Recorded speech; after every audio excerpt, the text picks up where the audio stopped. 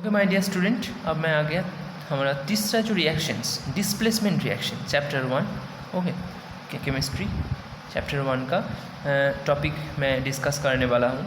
अभी जो तीसरा जो रिएक्शंस है वो मैं तुमको बताऊँगा। डिस्प्लेसमेंट एक्चुअली क्या है? डिस्प्लेसमेंट वर्ड से देखो, अगर हम इसको थोड़ा यहाँ से थोड़ा अलग करेंगे तो ये एक टर्म यहाँ पे मिलेगा हमें, डिस्प्लेस करना माने रिप्लेस करना, किसी को अपने जगह से हटाना। मान लो तुम चेयर में बैठे हो, तुम्हारा दोस्त आया, वो तुमसे ज़्यादा शक्तिशाली है, मोर पावरफुल देन यू, तो तुम्हें क्या किया, तुम्हारे हाथ पकड़ के तुम्हें उस चेयर से हटा दिया और वो खुद बैठ गया। ऐसा ही है ये रिएक्शन, ऐसे ही तुम इस रिएक्शन को याद रखोगे। तो इसका डेफिनेशन में हम क्या कहेंगे, जो मोर रिएक्टिव एलिमेंट्स होता है displaces less reactive elements from its salt solution, that reaction is known as displacement reaction. अब एग्जाम्पल्स लेने से चीज़ क्लियर होगा। तो यहाँ पे एक चीज़ आया, जो मोर रिएक्टिव है, जो मोर रिएक्टिव मेटल होगा वो क्या करेगा, लेस रिएक्टिव को डिस्प्लेस कर देगा। जो लेस रिएक्टिव है उसे डिस्प्लेस कर देगा, ठीक है, उसे डिस्प्लेस कर देगा। अब हम देखते हैं, तो हाँ यहाँ पे एक बात तुमको बताता हूँ, कौन सा एलिमेंट, कौन सा मेटल मोर रिएक्टिव है, कौन सा लेस रिएक्टिव है। इसके लिए तुम्हें क्या करना है, चैप्टर 3 तुम्हारे बुक में रिएक्टिविटी सीरीज़ का एक डायग्राम तुम्हारे बुक में है, रिएक्टिविटी सीरीज़। वहाँ से पता चलेगा कि कौन सा मेटल ज़्यादा मोर स्ट्रॉन्ग है, मोर पावरफुल है, मोर रिएक्टिव है, ठीक है। ये चैप्टर 3 में तुम्हारे बुक में तुम फॉलो करना, टेक्स्ट बुक एनसीईआरटी के, उसमें बॉक्स बना के, टेबल बना के ये दिया है, वहाँ रिएक्टिविटी सीरीज़। इस टॉपिक को देखना, ढूंढ लेना वहाँ से, ठीक है। मैं अभी एग्जांपल देके बताता हूँ। जैसे एक एग्जांपल मैं ले रहा हूँ, मान लो कि हमारे पास है Fe और CuSO4। Fe और CuSO4 के बीच हमें रिएक्शन करना है, ठीक है। तो रिएक्शन अगर करेंगे तो क्या उत्पन्न होगा, तो इनमें से हम जानते हैं, रिएक्टिविटी सीरीज़ को अगर देखेंगे तो देखेंगे कि रिएक्टिविटी सीरीज़ को अगर हम फॉलो करेंगे तो देखेंगे कि Fe मेटल क्या होता है, मोर रिएक्टिव देन कॉपर।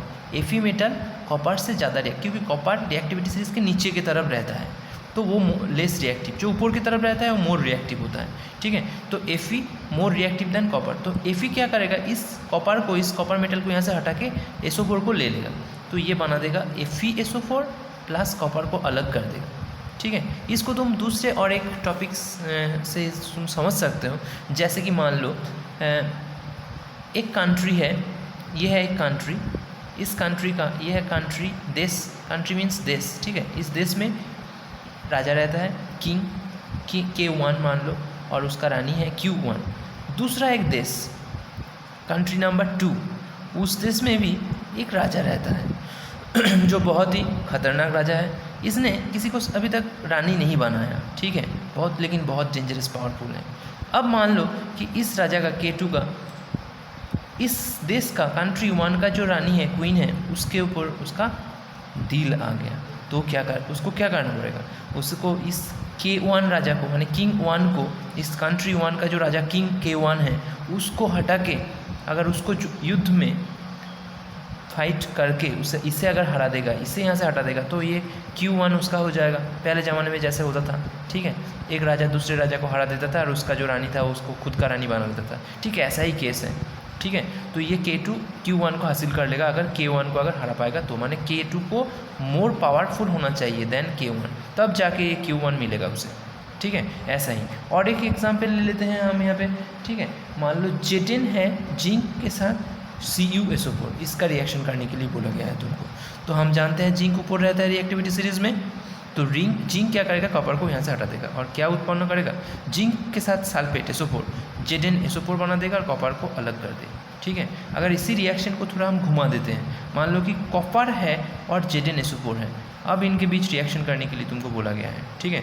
तो तब क्या होगा वो देखो। अब देखते हैं, हम जानते हैं कि कॉपर लेस रिएक्टिव होता है जिंक से, तो कॉपर मोर पावरफुल किंग नहीं है जो जिंक को हटा सकता है, ठीक है। तो जिंक अपने पत्नी मान लो, SO4 मान लो पत्नी, और जिंक है K1 किंग, और SO4 को मान लो क्वीन 1। तो ये तो कॉपर जो है K2 है यहाँ पे, लेकिन K2 यहाँ पे पावरफुल नहीं है, जिंक ज़्यादा पावरफुल है, K1 ही ज़्यादा पावरफुल है, तो इसको SO4 को नहीं ले पाएगा। तो इसमें क्या होगा, नो रिएक्शन, कोई रिएक्शन इसमें होगा ही नहीं, no reaction takes place here. ठीक है, तो ये हो गया तुम्हारा डिस्प्लेसमेंट रिएक्शन का कॉन्सेप्ट। नंबर फोर मैं बताऊंगा तुमको double displacement reaction. Okay, double displacement reactions. इसके जो डेफिनेशन है इसको थोड़ा मैं पहले बता देता हूँ। The reaction in which new compounds are formed by mutual exchange of ions between two compounds. Mutual exchange of ions, इसमें मैंने ये जो बात बताया म्यूचुअल एक्सचेंज ऑफ आयंस, इस बात को ध्यान रखना है, मेन पॉइंट है इसके डेफिनेशन में। ये वाला जो पोर्शन है वो मेन पॉइंट है। अब इसको मैं तुमको समझाने के लिए वही किंग K1 Q2 का कॉन्सेप्ट बता रहा हूँ। मान लो एक देश है C1 कंट्री, उसका राजा है K1, रानी है Q1, और एक देश है कंट्री 2 जिसका रानी है K2 और किंग है K2 मान राजा है K2 और उसका क्वीन माने रानी है Q2। ठीक है, अब एक बहुत ही घटिया षड्यंत्र रच लिया, दोनों राजा आपस में मिल गया और उन दोनों ने एक बहुत ही घटिया षड्यंत्र रच लिया।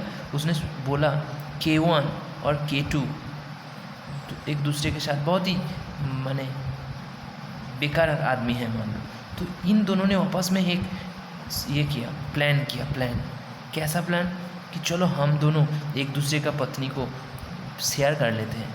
ठीक है, K2 ने बोला K1 तुम Q1 को मुझे दे दो और K2 Q2 को K1 को दे दिया।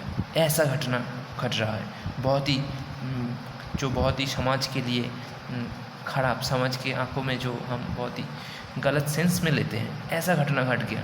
तो ऐसा ही डबल डिस्प्लेसमेंट रिएक्शन में होता है। ये तो मैं फालतू तुमको समझाने के लिए बता रहा था, इसमें ज़्यादा गौर मत दो, तुम अब मेन पॉइंट पे आओ।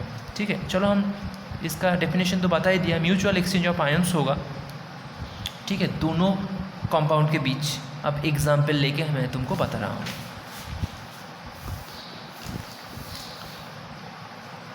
मान लो कि हमारे पास है Na2SO4 और क्या है BaCl2। एक एग्जाम्पल मैं तुमको बता रहा हूँ। ठीक है, इसके बीच रिएक्शन करना है। तो हम जानते हैं Na जो है वो पॉजिटिव चार्ज वाला है, SO4 डबल नेगेटिव चार्ज वाला है। अगर BaCl2 को देखेंगे तो Ba2 पॉजिटिव चार्ज वाला है और Cl नेगेटिव, ऐसा होता है। ठीक है, ये इन दोनों का जोड़ था। मान लो ये है किंग 1, ये है क्वीन 1, ये है किंग 2, ये है क्वीन 2। अब एक दूसरे ने क्या किया, एक दूसरे के साथ अपने क्वीन को मैंने रानियों को एक्सचेंज करने की प्लान बनाया, जो मैंने पिछले बार बताया। तो K1 के साथ क्या हो जाएगा, Q2 आ जाएगा। ताहले Na और Cl दोनों मिलकर क्या बनाएगा, NaCl बनाएगा। और किंग 2 के साथ क्वीन 1 आ जाएगा, ताहले Ba और SO4 के साथ मिल जाएगा। तो ये क्या प्रोडक्ट बनाएगा, NaCl और BaSO4। ठीक है, NaCl और BaSO4 बनाएगा। तो इस तरीक़ा से होता है। देखो एक आयंस, ये जो आयंस है एक दूसरे के साथ म्यूचुअल एक्सचेंज हो गए। और एक एग्जांपल हम ले लेते हैं। ठीक है, एग्जांपल लेते हैं। मान लो कि हमारे पास है NaNO3 प्लस AgCl। ठीक है, इसको थोड़ा ऐसे करके मान लो हमारे पास है AgNO3 और NaCl है, AgNO3 और NaCl। थोड़ा मैं ये प्रोडक्ट को पहले लिख दिया था। ओके, तो ऐसा है, मान लो NaCl सॉल्ट है और AgNO3 भी सॉल्ट है, सॉल्ट सॉल्यूशन। तो ये दोनों सॉल्ट है, AgNO3 भी सॉल्ट, NaCl भी सॉल्ट। सॉल्ट सॉल्यूशन में क्या होगा, AgNO3 का आयन कैसे देखेंगे, Ag+ होता है और NO3 नेगेटिव, ये दोनों आयन्स है। और NaCl का तो पहले ही दिखा दिया, Na+ और Cl-। ठीक है, Na+ और Cl-। तो एक दूसरे के साथ एक्सचेंज करेगा आयन्स को। चलो Ag+ किसको लेगा, Ag+ है तो ये Cl को ले लेगा, तो यहाँ पे AgCl प्रोडक्ट उत्पन्न होगा। अब Na सोडियम किसको लेगा, NO3, यहाँ पे नेगेटिव, इसका जो क्वीन है उसको ले लिया, तो NaNO3 बना दिया। तो ये दोनों एग्जाम्पल से I think the concept will be cleared here. Okay, thank you. And the part 3 is made by me very soon. Okay, part 3 में बना रहा हूँ इसके बाद ही।